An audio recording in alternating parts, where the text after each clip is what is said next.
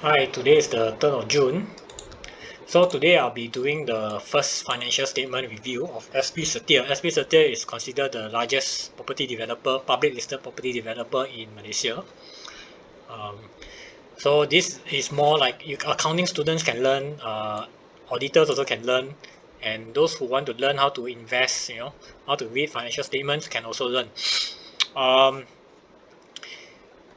so one of the summaries, some of the summary points that is, SP Setia is owned 70% by government and amanah saham.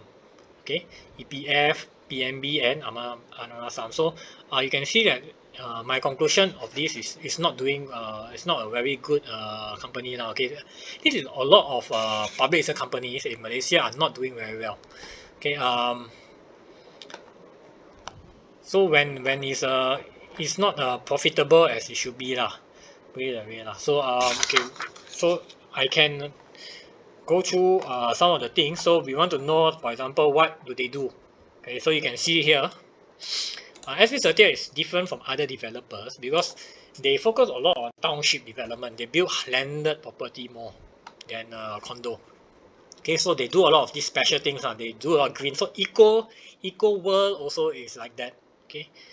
So far when government bought over from Tan Sri Liu Kisin, it didn't change. Okay, they still maintain township development. But now they want to go into hospital, they want to go into manufacturing, right? They are talking about it. Okay, they want to go into logistics, they want to go into healthcare, hospitality, retail, hotels, right? They want to go into all these things. This is partly because the government if when the government take over, they will have all these agendas. So they got sales of this much, they don't build that many, Even you see one landed property, if 1 million, like 1 million times 4,000, so you get 4 billion right? So their units not many, but it's very expensive. It's more expensive than high rise Okay. Um, so this is their employees, not many also Okay, consider with some other things. Okay. So this is the environment. They focus a lot on the environment. So they built 156 solar panels. Okay, at this developer at this development, they do like ecologies at this lake Okay, they planted these trees. 300,000 trees, right? So they oh, okay not so bad I think Eco World is better. uh, but yeah. So they got all these they got China, Vietnam, Singapore, Australia, UK, they're but not many, of course not much in terms of volume.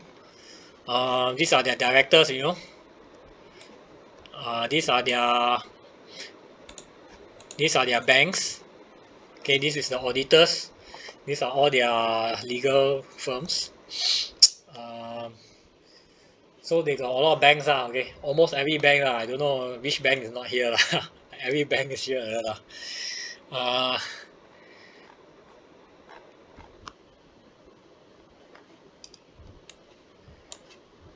so residential unit is how many percent? Why cannot erase one?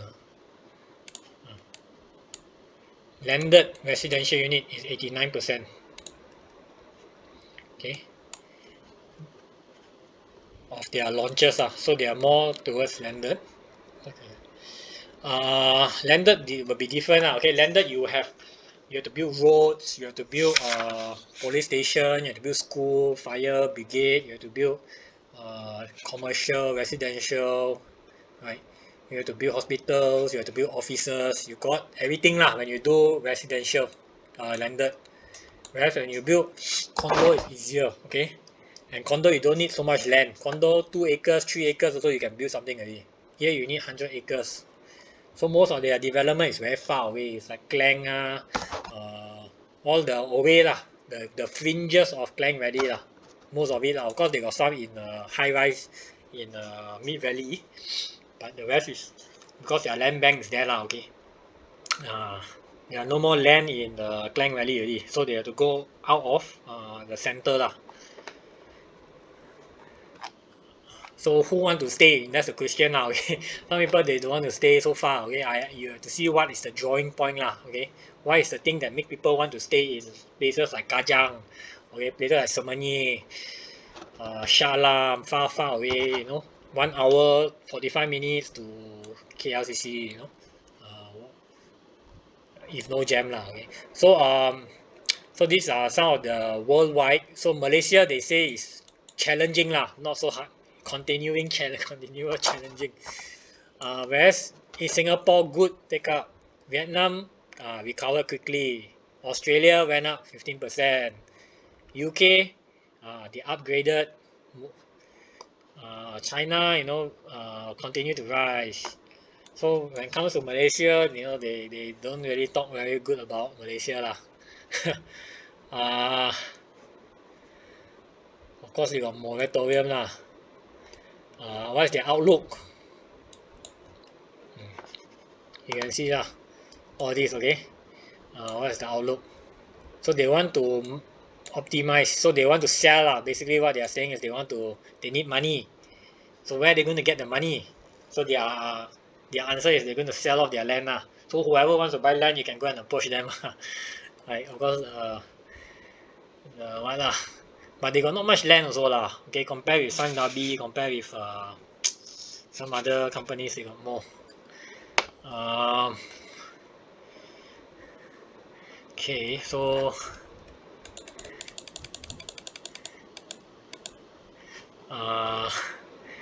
these are the financial trend lah, 5 years. Okay, so 5 years see their revenue.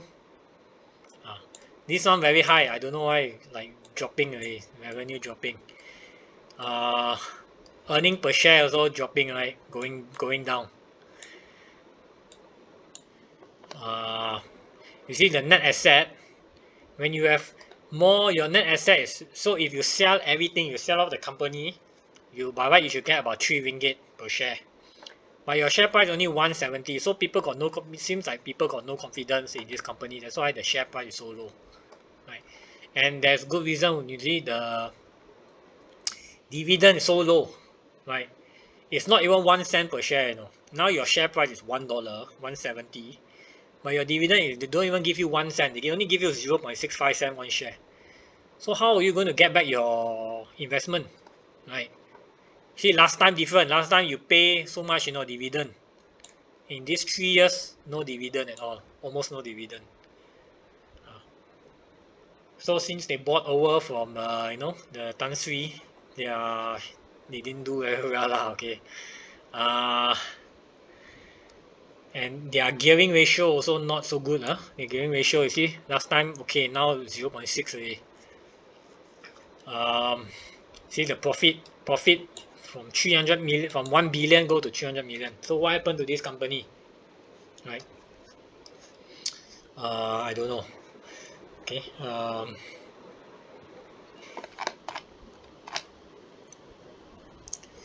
So every year they must launch 4 billion. Okay, because if you don't launch, your property you're already started. Okay, all your employees are there, your fixed cost is there. So every year you have to keep producing. Okay, if not you cannot pay your employees, your staff. So you need it will be steady lah. They want to maintain the revenue to be steady. They want to sell off their land. Right. I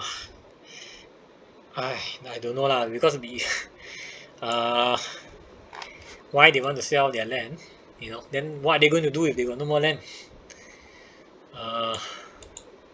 So these are the people, you see, these guys are all non-executive. Okay, all these are non-executive, only this person is executive only, and he is a new guy. He just joined 5 months only. From the date of this report, he's only here for 5 months. So right, so he's an engineer lah. He's a mechanical engineer. So they seem to have like okay, this is the senior management, the key management team. So this is the accounts person lah, head of the accounts lah, head of finance lah. So he's a banker and ex-auditor or what lah, I don't know lah. So these are mostly engineers, consultant engineers and all. Mostly are still the I think the old staff from SP Setia, the old guys right? I'm, maybe lah, not sure lah. Um, so we have this is some of their financials. So out of your 300 million profit, 62 million is NCI. Means if you got a 50% share in your subsidiary, another 50% is NCI. That means the profitable companies are those that a lot of NCI. NCI means it doesn't belong to the shareholders of SP Setia. Right? That's why they separate it out. So NCI is not good lah. It means that the profitable companies are the companies that they own very little shares The non-profitable one then they own 100%. So yeah, so that's why it goes back to the incentive. If people are just employee, they got no desire to make a profit, right? Whereas if you have entrepreneurs, they want to make a profit, right? So they will do a good job. So you look at the balance sheet, we got land land you got 12 million here Of course, this is not all purely land cost. Some of it is development, right? Half of it, I think, almost half of it is improvement to the land that they make, right? So if let's say they sell, maybe they can raise 1 billion no problem right? They got land one thing, okay. From here 1 billion should be no problem if they want to sell off, right? But that's about it you can't sell too much because a lot of it already started work already. They already started work on it, of course what so this one maybe will save them okay, this will save them. Other than that, very hard to save already. So completed property they got 1 billion, means finished building but cannot sell. In Malaysia is different. Malaysia is not the UK and I think Australia. Other countries, right, you can only recognize revenue when you already hand over the keys to the buyer. Malaysia is when you start building throughout the process of building, you slowly recognize your revenue and your profit. So this one is very bad, okay, because by right Malaysia, we already sell before we start building, or when we are in the early stage of building. By right, it should be sold already, But this one finished building already still haven't sold, means this 1 billion or something is not a good thing okay. If you sold it, you immediately get 1 billion, So why are they not selling this, right? Why are they not doing anything to get rid of this and to convert it into money, right? Why are they letting it sit in their, vacant and doing nothing?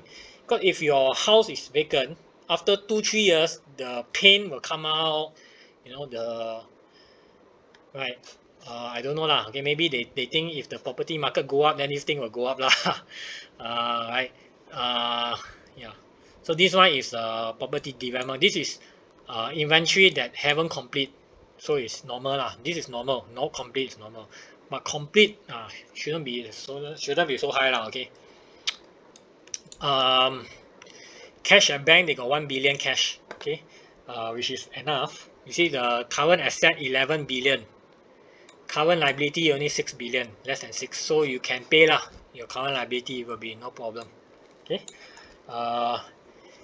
And then you got retained earnings, so you got about 4 billion retained earnings that they haven't distributed as dividend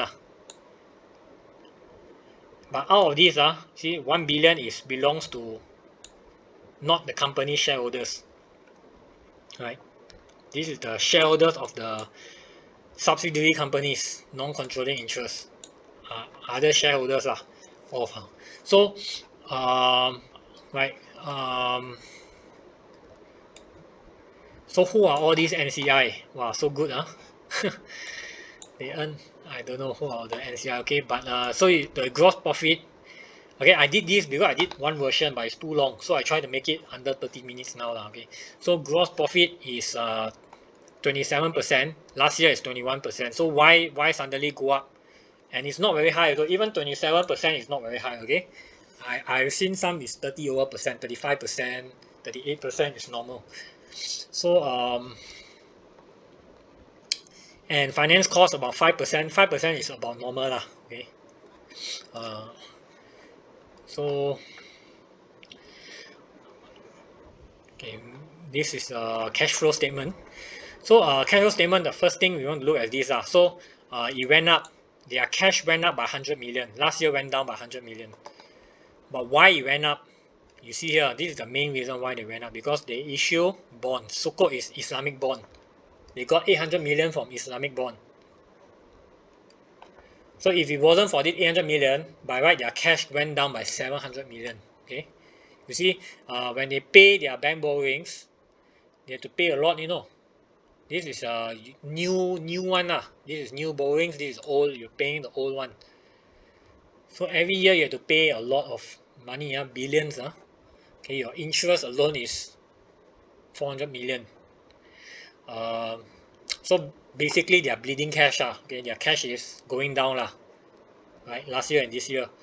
It's not operating. You look at operating activities. Operating. Okay, operating is doing well. It's investing. Oh yeah. Because it's different okay. Because you look at investing and operating, you have to look at it together lah. Okay. You see, like investing, this one, these two very high lah. Right? Why they did this lah? They got they bought additional shares in joint venture. I think this is a Battersea Power Station or what lah. There's no note here, but right, there should be a note here. Right. Of course, you go into the joint venture note. I think you can find it there lah. Right. So this thing maybe cost their money cash flow problem lah, but operating still okay lah. One positive, okay, positive. Right. This one positive, okay lah, not too bad lah. But not too good, not too bad lah.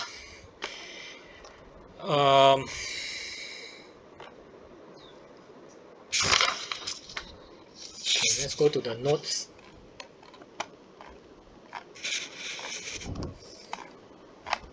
So this is a note, the accounting policy. You can read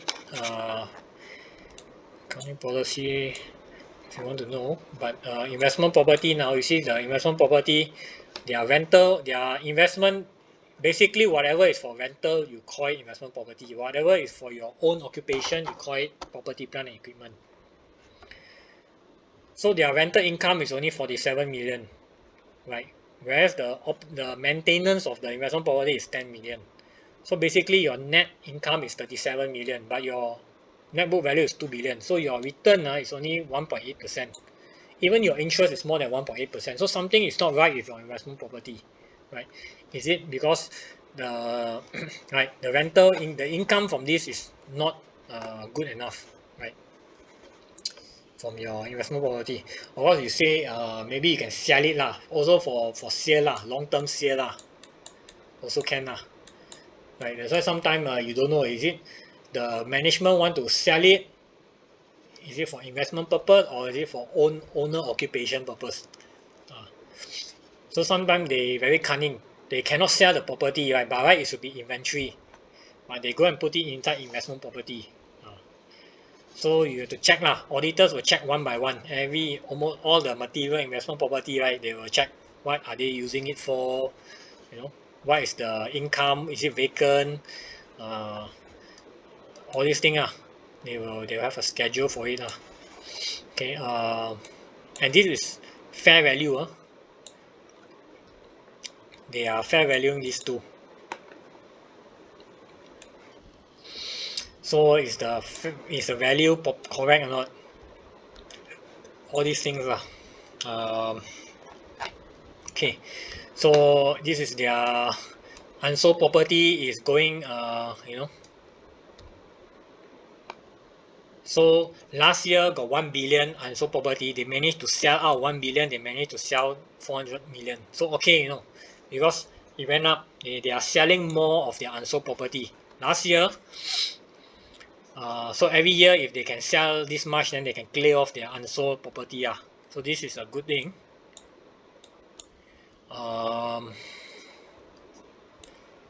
Okay.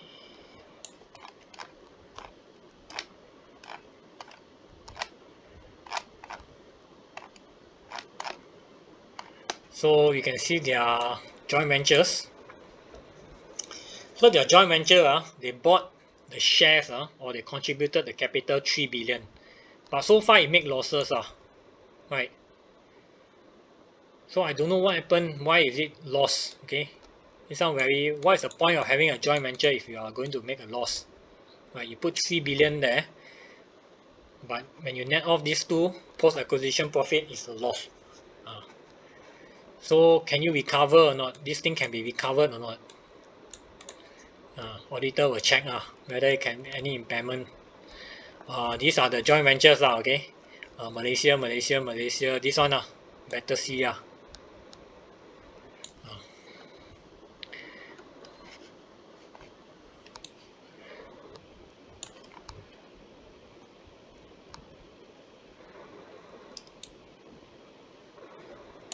So they never say which joint venture they bought because they spend money on the joint venture.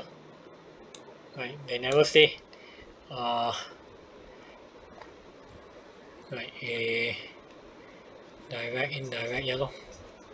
Maybe it's not they didn't buy any shares they just pump in more money okay. I think they just pump in more money. So okay, so this is joint venture, not well, not doing well. Associate, okay lah. Associate, one thing, their associate is doing okay because they see they are going up when they. This is their investment, right? And then it went up, right? Post acquisition, it went up by 300 million. So associate, they're doing well, very good. Right? Associate even pay dividend. Where's the dividend? You see, they are paying dividend. So when your associate pay you dividend, then it's good Means they got cash flow to pay.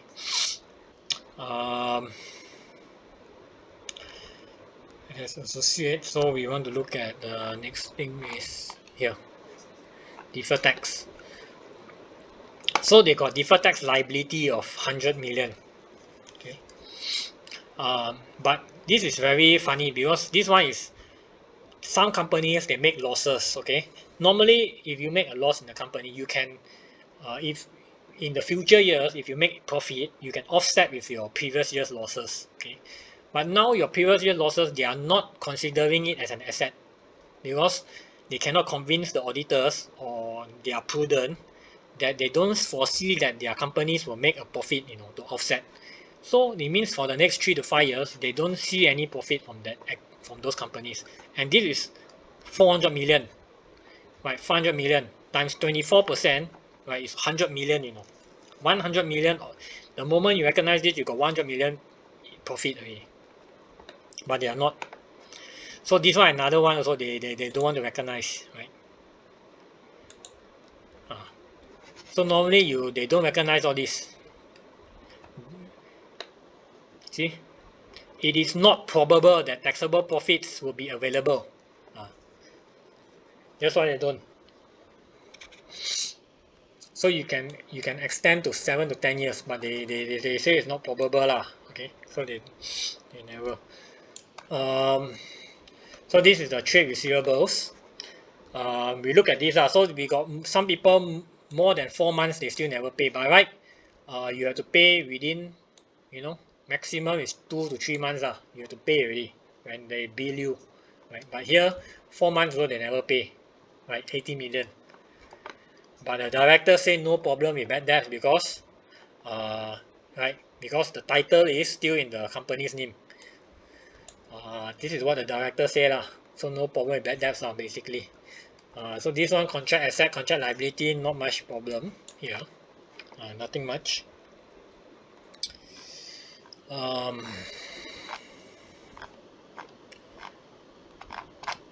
Okay. Here is borrowings. Okay. So term loan. Most of it is term loan. Okay, normally if you borrow Sukuk or you borrow bond, it's cheaper. The interest rate is lower. But they go and choose to borrow term loan because maybe they got land. When you got land, easier to borrow term loan. I'm not sure.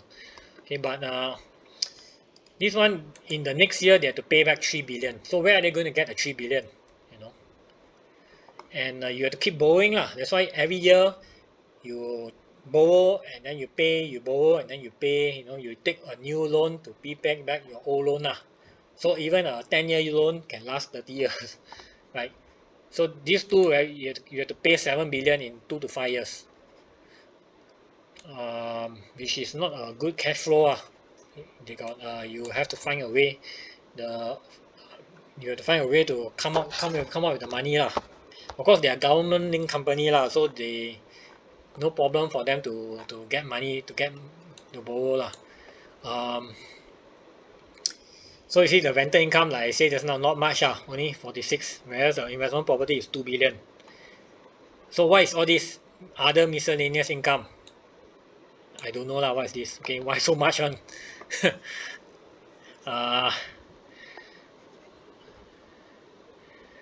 Okay, this one nothing much here. So the audit fees not much also. Okay, actually audit fee very cheap. Overseas, right? Overseas already 500,000.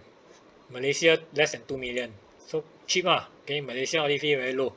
That's why auditors always don't get paid very well lah. I mean in terms of the working hours we work, but not much pay right. So okay, loss. You see, they last year lost 13 million. This year lost another 12 million. So every year they make unrealized loss because they borrow too much already. Borrow in Australian dollar and UK pound. So when UK pound and Australian dollar go up, you have unrealized loss. So tax, they are. You see, this is the tax 180 million right? Okay lah, not too bad lah. You're paying the government lah. So if the government don't have this right, this company is contributing to the economy also lah in taxes. What else to say? You see the earnings per share very low only, 3 cents only. Last year worse, last year lost.